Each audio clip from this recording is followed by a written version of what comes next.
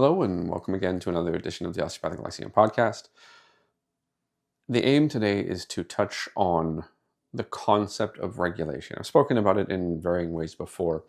What has motivated me to talk about this at this point is there has been the passage legislatively of, I think, the act to form the Regulatory College for Osteopathy in New Brunswick in Canada. There is the announcement that in Ontario that one association has solicited some government organization or some level of government or whichever portion. It's not necessarily clear where the solicitation was done or how the package was accepted, but there seems to be successful solicitation for submission of a request for regulation in Ontario. The general message that I've attempted to provide across time is that osteopathy as a profession does not have its house in order appropriately. What I consider an old joke, or something that I've heard from people who precede me make a joke about osteopathy, where if you ask 5 osteopathic practitioners for their opinion on something, you'll get 10 different opinions on the same topic, right? There seems to be writ large lack of agreement within the profession about a variety of things. There are, as in any other group, preferences for certain ideas and certain approaches, and maybe those ideas or approaches, any given one is not complete with respect to, say, what the outcome goal would be. The outcome goal of osteopathy is to utilize your skills for the net benefit of a patient's health state. The manner in which you would arguably be able to do that is by identifying motion restriction, intervening with that motion restriction without making them say ouch, and then when there is an alteration in that movement restriction in a net positive direction, if it properly relates to the internal sensation or the internal state, then they will change together. This is not always the case. You can get somebody moving better and they can feel the same, right? So the 4-quadrant concept that I will often talk about, or like, a four box, moves better, feels better, right? Then you've got moves better, does not feel better. You've got does not move better, feels better, and then does not move better, does not feel better, as a set of categories that you could slot most results of osteopathic treatment into with respect to mechanical change and sensorial change or sensation change internal to the patient. If we are unable to agree on that at a fundamental level as a profession, then we are in no state to move towards any legislative body and say we're ready.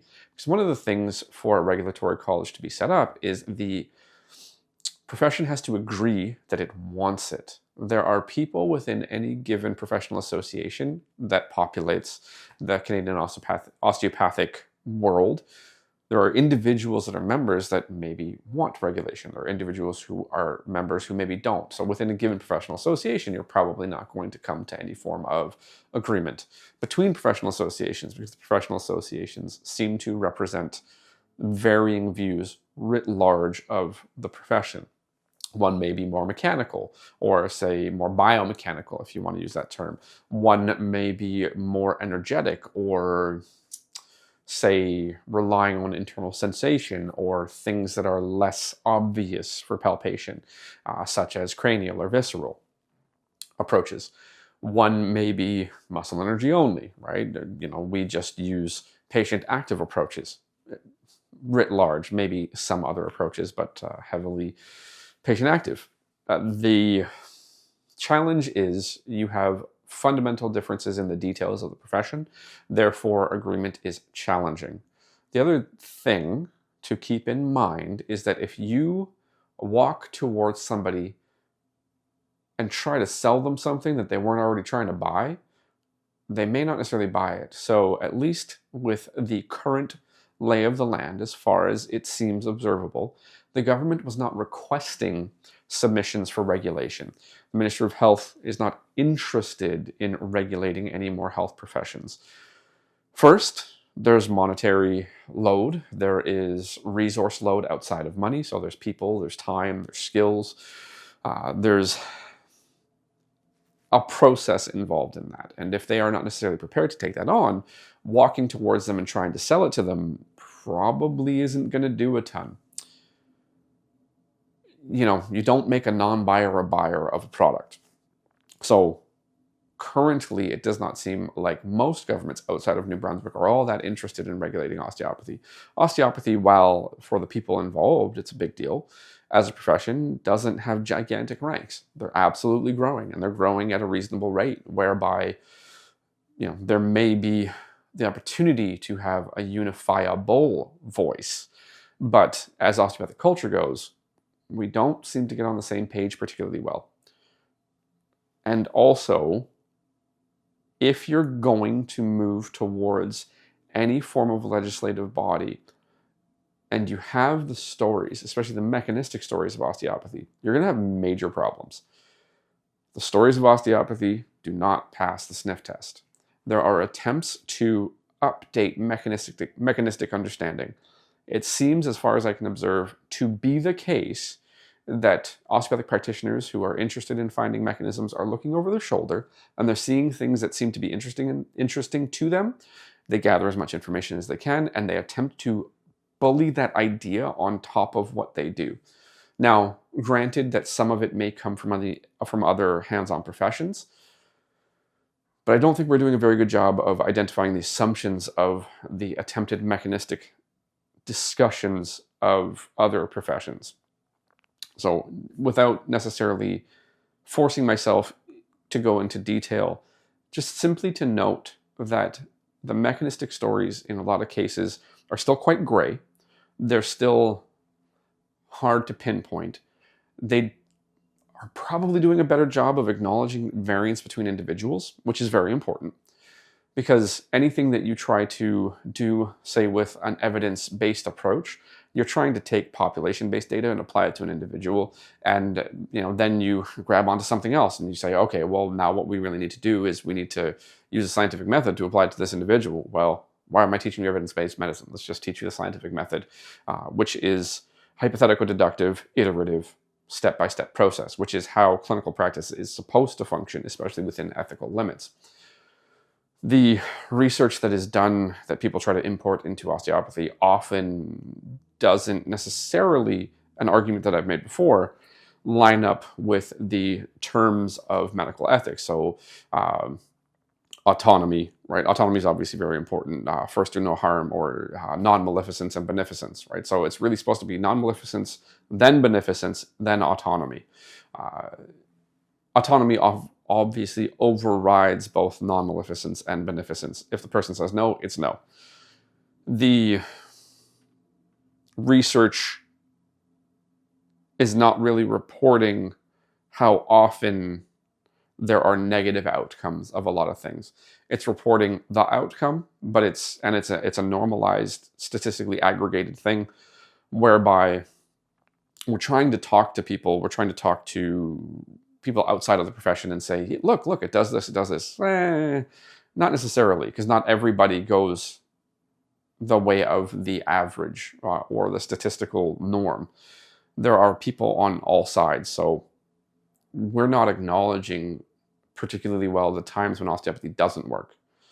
I don't know that we're doing a good job of acknowledging the ways in which it does work either. So we've got fundamental issues. We've got issues with our assumptions, issues with our stories. We also seem to have people who are highly interested in finding mechanisms as if the assumption that knowing the mechanism improves your hands-on approach, when it doesn't necessarily work that way. Knowing the mechanism of something doesn't tell you how to do it for that individual in that moment. The approach has to be tailored for the person in the moment for it to have its best chance to work as good as possible. Whereas if you're trying to do something in a rigid, traditional, or not even traditionally, current academic environment, you're trying to normalize and aggregate and report confidence intervals and things of that nature, where healthcare, because people are different than one another, requires much more of a bespoke approach. Regardless, the stakes are much lower with osteopathy because we're finding things that don't move and moving them, and then whatever the sensation or the internal sense of the patient changes, say that more elegantly, we get things moving better, and to whatever degree that relates to what the person feels as a causative mechanism, they will feel different in some degree related to the improvement in mechanics. But it's not always the case that you get them moving better and they feel better, as we've said before. Knowing the mechanism does not improve my technical skill.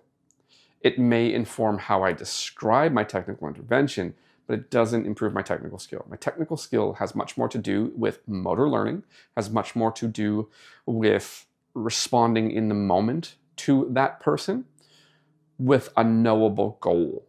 The knowable goal is that I improve movement, and the way that I can assume that that's going to happen is I either go in the direction that it is going poorly without them protecting themselves, or if they do protect themselves, I just make everything soft. So if we want to talk about mechanism, the putative mechanism, or the one that requires the least assumptions, is that I'm reducing sensory information. And that can then have a variety of outcomes. But to say that it's definitely this, it's definitely that, that's tough. Either way, we have a group of professionals writ large that think that knowing the mechanism improves your technical skill. I see no connection. Knowing the mechanism doesn't mean you're paying proper attention to the person that's in front of you. Knowing the mechanism, again, may help you describe how it happened, but you also have to assume that whatever mechanistic research has been done properly applies to the individual you're interfacing with in that moment. And maybe it does, and maybe it doesn't. There could be a variety of reasons why something happens. In order to do research, you do have to set boundaries, you do have to set parameters. And if the current individual you're interfacing with, client, patient, whatever term you like, doesn't properly fall into what has been done with respect to the research, then it doesn't describe them properly. So we've got to deal with a lot of stuff. We've got to deal with the reality that one group within Ontario walked towards the government, somehow got them to accept a submission when they weren't looking for one. So you got to deal with the fact that you're trying to sell a product to somebody who wasn't trying to buy it. The government was not trying to buy regulation of osteopathy. They were not trying to get it.